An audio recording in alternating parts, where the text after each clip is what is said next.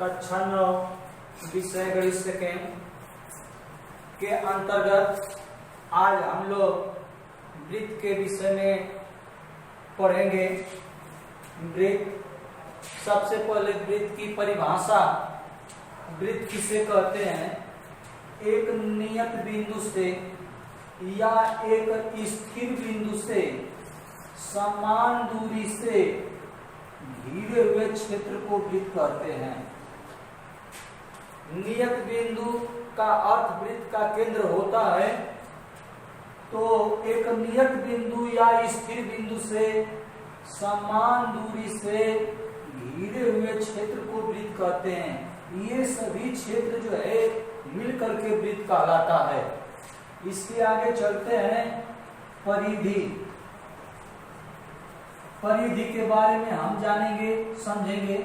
परिधि किसे कहते हैं? एक नियत बिंदु से समान दूरी से बने बिंदुओं के पथ को हम परिधि कहते हैं। यही परिधि कहलाती है, इसका नाम परिधि होता है। इसके आगे चलते हैं हम जीवा। जीवा क्या होती है?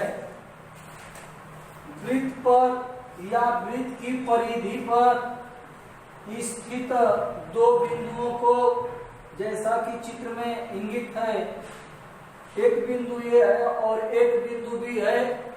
एक को यदि हम 20 से मिला देंगे तो इसका नाम जीवा हो जाएगा। इसको जीवा कहते हैं। किसी वृत्त में अनंत जीवाएं होती हैं। किसी वृत्त में अनंत जीवाएं होती हैं।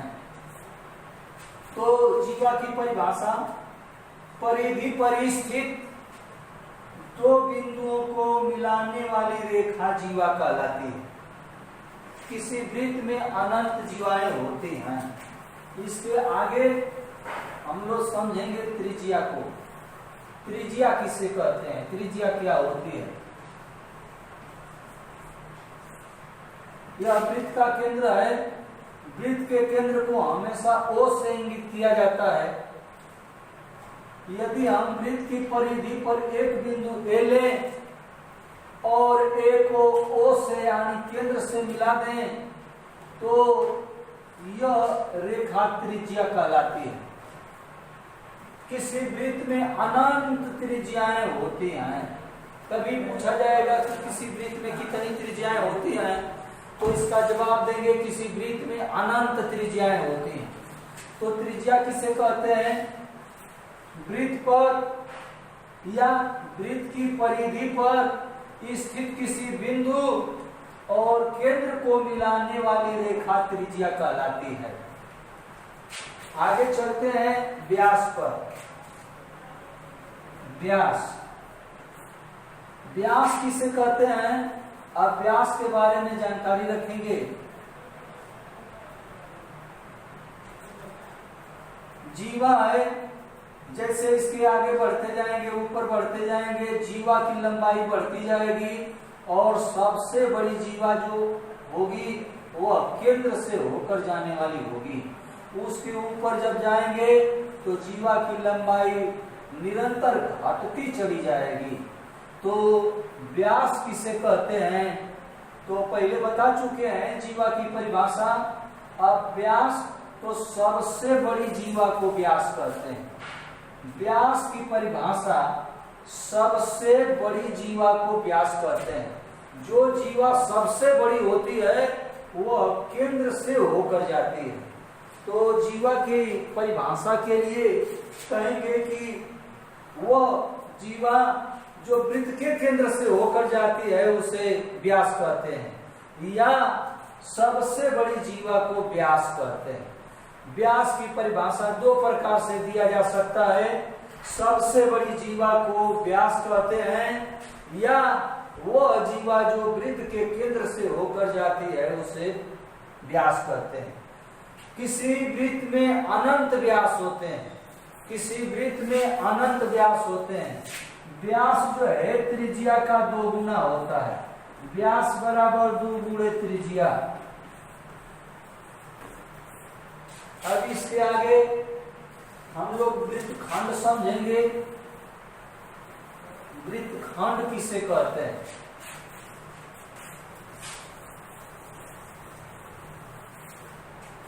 वृत्तखंड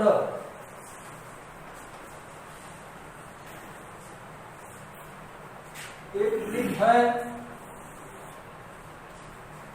यदि इसमें एक जीवा ए भी है तो यह नीचे वाला जो भाग है यह अभिवृत्त खंड हुआ, ऊपर वाला जो भाग है यह अभिवृत्त खंड हुआ। जिसका क्षेत्रफल अधिक होता है उसे दीर्घवृत्त खंड, दीर्घवृत्त खंड, और जिसका क्षेत्रफल कम होता है उसे लघुवृत्त खंड कहते हैं।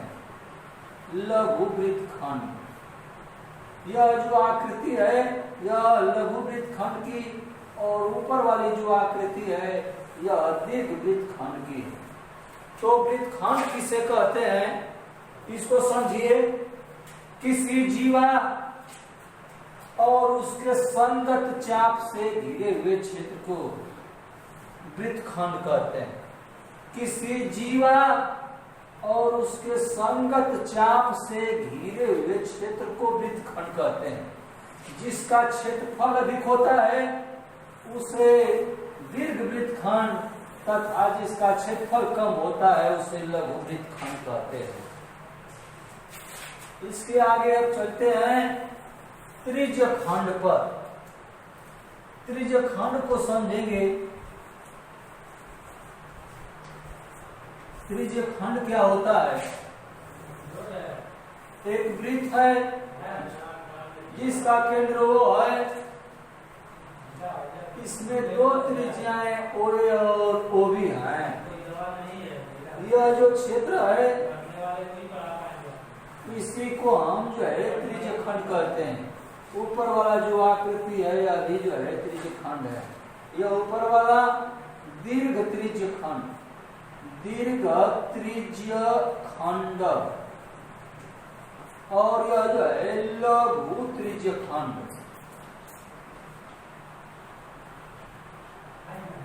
तो त्रिज्यखंड की परिभाषा दो त्रिज्याओं और उनके संगत चाप से घिरे हुए क्षेत्र को त्रिज्यखंड कहते हैं। त्रिज्यखंड को आकृति से समझेंगे। दो त्रिज्याओं OA एक त्रिज्या है, OB एक त्रिज्या है, संगत चाप AB। तो त्रिज्यखंड की परिभाषा दो त्रिज्याओं और उनके संगत चाप से घिरे हुए क्षेत्र को त्रिज्यखंड कहते हैं। ऊपर भी OA और OB दो त्रिज्याएं हैं, इनका संगत चाप AB है। जब नीचे वाला को संगत चाप AB बताएंगे तो ऊपर वाला को संगत चाप BA बताया जाता है, उल्टा करके बताया जाता है। तो त्रिज्यखंड किसे कहते हैं? दो त्रिज्याओं और उनके संगत चाप से घिरे हुए क्षेत्र को त्रिज्यखंड कहते हैं। जिसका क्षेत्रफल कम होता है, जिसकी आकृति छोटी होती है उसको लघु त्रिज्यखंड, तथा जिसका क्षेत्रफल अधिक होता है उसे दीर्घ त्रिज्यखंड कहते हैं।